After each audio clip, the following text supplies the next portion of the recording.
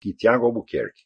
A interpretação literal dos enunciados dos primeiros filósofos, como, por exemplo, a famosa proposição de Tales, seria também um bom exemplo da perda que se tem da experiência real quando se atenta apenas ao discurso, pois afinal perde, digamos, o viés metafísico e metafórico da experiência desse filósofo. Mas é claro, vocês não podem esquecer o seguinte, que quando esses camaradas pensavam em fatos do mundo físico, não existia física atual. Então, como por exemplo, Empédocles falava dos 4 elementos, não eram elementos no sentido da tabela periódica dos elementos. Isso apareceu milênios depois. Então, eles não eram elementos no sentido físico. Não é possível que eles pensassem assim. Então, agora, se você perder essa riqueza simbólica, metafórica que eles estão falando, não sobrou nada. Parece que todos eles estão dizendo uma besteira. Então, isso vamos dizer, tem muitos livros de história da filosofia que são exatamente assim. Por exemplo, livros que vêm assim, a alquimia foi o precursor da química. Eu digo, Mas como precursor da química? Que eu saiba, a química pretende fazer uma coisa muito diferente do que os alquimistas queriam fazer. Como é que você pode ser o precursor, de uma coisa que não era o que você queria fazer? Por exemplo, eu estou aqui querendo construir uma casa e faço um baita esforço para construir a casa. Daí chega outro sujeito que acha melhor comprar um carro. Eu fui o precursor dele? Não faz o menor sentido. Quer dizer, entre o universo da alquimia e da química, você tem uma diferença abissal. Agora, que alguns que no curso do que eles estavam pretendendo fazer desenvolvessem algumas técnicas químicas, digo, é absolutamente inevitável. Tá certo? Mas isso é a mesma coisa que dizer que os escritores da antiguidade foram precursores da fabricação de tintas. Não é assim? Tinta para escrever, Ou precursores dos computadores. Precursores dos processadores de texto. Shakespeare foi o precursor do Windows. Do programa Word, Windows Word. São frases que não fazem o menor sentido. E eu acho que você só pode ser considerado precursor do outro, você está tentando fazer a mesma coisa, ele fez até uma etapa e o outro veio e prosseguiu. Agora, você está tentando fazer coisa completamente diferente e resultou casualmente numa terceira, falou, não é precursor coisa nenhuma, é simplesmente mudar de assunto.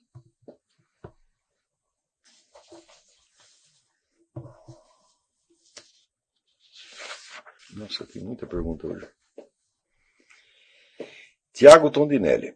Estive lendo um livro sobre a ética judaica, A Ética do Sinai, de Irving Bunim. Eu não li esse livro, mas em todo caso vamos ver.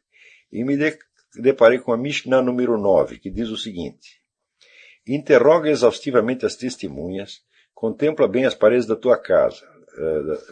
Interrogue exaustivamente as testemunhas, contempla bem as paredes da sua casa. Você está fazendo algo que teria vergonha de revelar à corte celestial? Examine sua alma diariamente e considere que tipo de testemunho está acumulando. Avalie continuamente seu comportamento, tanto em seus negócios quanto em sua participação na comunidade. Esteja consciente dos testemunhos que está acumulando. O que dirão as paredes da sua casa? O que sua alma irá revelar? Você servia ao Eterno com alegria? Daí continua o Tiago. Percebo muitas considerações, não só nesta perspectiva, mas em outras que vi nesse livro, semelhantes à biografia pessoal como fonte da sinceridade filosófica em busca da unidade do real, da unidade da consciência e vice-versa. Contudo, vemos que essa prática é mais clara nos padres da igreja. Sim. Quer dizer, a confissão é um dos elementos centrais do cristianismo. Tem muito mais insistência nesse aspecto no cristianismo do que no judaísmo. Então existe toda uma, digamos assim, uma tecnologia voltada a esta coisa.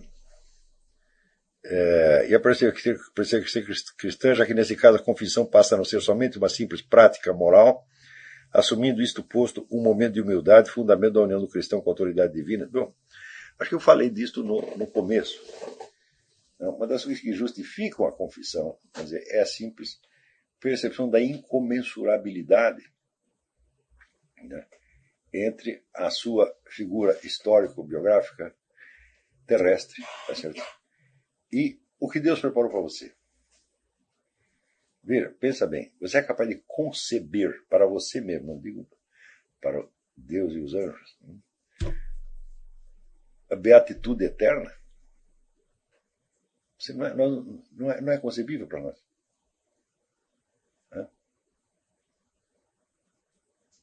Então, nada do que eu faça ou deixe de fazer pode produzir uma coisa dessa. Né?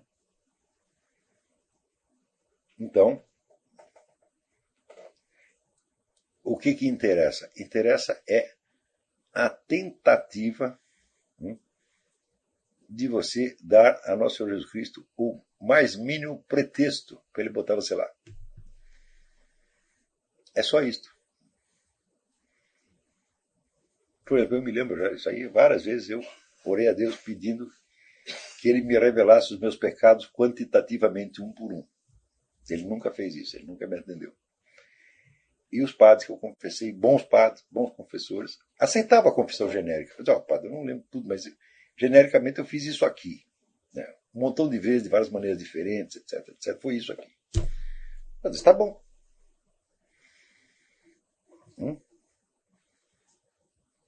Isso quer dizer que, vamos dizer, a confissão não é para lembrar tudo, é só para dizer, o negócio é incomensurável. Eu não consigo sequer lembrar os meus pecados. Né? Veja que coisa. Veja que miséria. Né? Então, o que eu posso fazer pela minha própria salvação? Não posso fazer nada. E, no entanto, eu tenho que fazer alguma coisa. Você está entendendo? Então, isso tem uma estrutura paradoxal. Ao passo que, aqui nesse livro, nessa instrução do Rabino, a instrução literal, você tem que fazer isso assim, assim, assim. Ele está falando de uma conduta real que você tem que ter. Não é isso?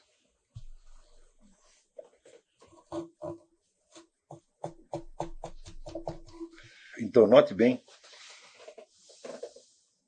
que aqui ele não está falando da salvação da alma. Ele está falando apenas, vamos dizer, em manter, por assim dizer, a honra do povo.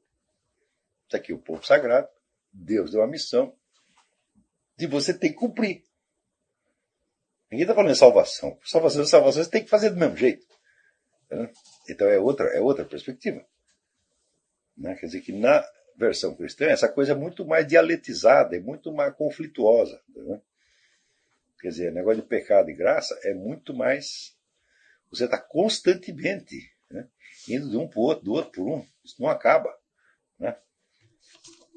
E às vezes, quanto mais o sujeito vai melhorando, mais atormentado ele vai ficar. E isso é assim mesmo que funciona.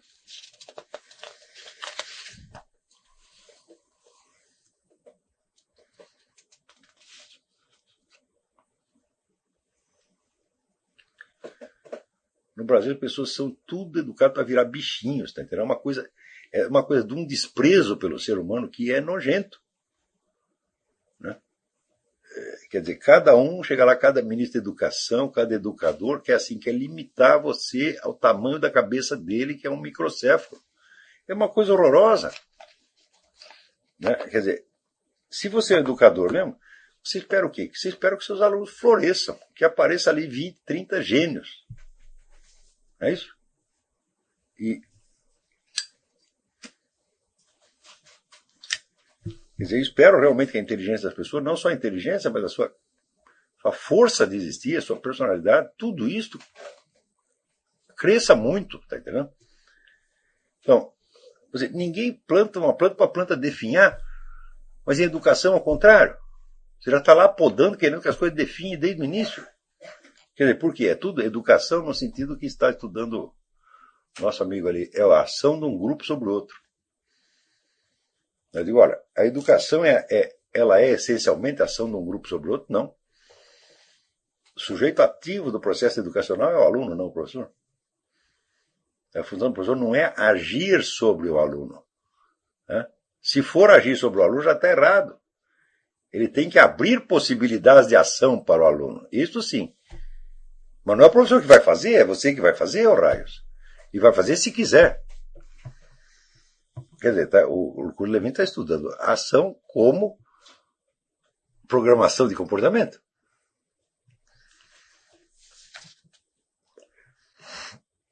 Estou concluindo o terceiro ano de Direito, mas desde que comecei o curso de Filosofia, estou praticamente tendo a rever todo o curso de Direito. Ótimo, foi para isso mesmo. As questões que me surgem quando leio os livros de Direito ou acompanho as aulas, embora eu prefira mais os livros do que os professores, me deixo cada vez com menos respostas. Talvez isso, no entanto, seja bom, acredito. É claro, porque você vai está abrindo para você perspectivas imensas do que pode ser a ciência do direito, do que ela tem a capacidade para ser. Você vai ver que muitas dessas coisas que você descobriu como possibilidades já estão realizadas por grandes autores do passado que não foram mencionados no seu curso, mas que você vai descobrir com o tempo. A bibliografia sobre ciência do direito tem coisas absolutamente maravilhosas. Né? Então todo mundo pensa que direito é um treco chato, fala, não, você não sabe o que é isso. Isso é lindo, lindo, maravilhoso. Né? Então, você pega ali as lições de filosofia do direito do George Del Vecchio, que tem uma parte da história da filosofia do direito, e você vai vendo cada coisa absolutamente genial que os caras foram descobrindo ao longo do tempo. Né? Qualquer livro de direito sempre inicia com a seguinte afirmação: o direito é um conjunto de normas, princípios e regras, cujo objetivo é organizar a dada sociedade. Porém, lendo o seu texto, O que é o direito, outras observações suas sobre o direito feitas em outros textos, mais alguns textos de Nivaldo Cordeiro, combinado com o que veio aprendendo no curso, tudo me tem criado, digamos, um problema. Se buscamos a verdade na realidade, se a técnica filosófica consiste em saber transpor a realidade em conceitos, o conceito de realidade efetiva, não entendo por que o direito natural acaba sendo deixado de lado em face do direito positivo, que é, como me parece, o que quase todos os doutrinadores aceitam. O professor Miguel Reale explica em suas lições preliminares de direito que não é possível separar o direito da realidade. Parece-me um caminho diferente que corrobora a necessidade de compreender o direito antes como direito natural. Está correto? Corretíssimo. Se bem que eu não gosto do termo direito natural. Né? Direito natural está pressupondo, né, uma fonte natural, por assim dizer, do direito, mas isso não faz sentido. Que há um direito sobrenatural permanente. O que existe é a ordem divina e cósmica. Né? Se você for procurá-la na natureza, presta atenção, você vai encontrar elementos que a confirmam e elementos que a desmentem. Então, a natureza não é propriamente o lugar mais certo para você procurar, né, as fontes permanentes do direito. Mas a natureza pode servir como um indicador, quer dizer, de um mundo que está para além dela, que é o mundo da ordem divina. Depois eu explico melhor isso aqui. Se eu pensar dessa forma, não tenho como não concluir que o direito já está lá, assim como tudo que estamos buscando conhecer já está lá, e precisamos, como o senhor costuma ensinar, descascar para conhecer a verdade. Sim, mas veja, o que faziam os filósofos antigos, Platão, né? Ele quer conhecer o que é o bem, o que é o certo. Né? Ele não está perguntando o que é esta sociedade que acha que é o bem, o que aquela outra acha que é o bem, porque daí só vai chegar, vamos dizer, em conclusões contraditórias. Portanto, aceitar o direito natural e descascá-lo é fundamental para aprender a verdade do direito. Você tem toda a razão, Vladimir. Quer dizer, existe... Pensa assim, existe o bem e o mal, existe o certo e o errado. Nós não sabemos direito o que é. Tá certo? E as nossas maneiras de dizer, as nossas maneiras de aprender são enormemente contraditórias. Tá certo? Porém, isso é precisamente o que vale a pena investigar. Então, tem que investigar isso como faziam os antigos. Quer dizer, para Aristóteles e Platão não existia um negócio que era o ser, por um lado, quer dizer, a realidade, a verdade, e do outro, o valor. Né? O supremo bem para Platão não era o valor, era o ser, era o próprio ser.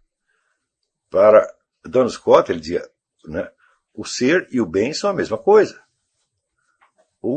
Né, esse et bonum convertuntur. Se converte um no outro. Quer dizer, logicamente se converte um no outro, outro no um. Mas, de qualquer maneira, você está na pista certa, Vladimir. Pode ir em frente. Bom, acho que por hoje, né,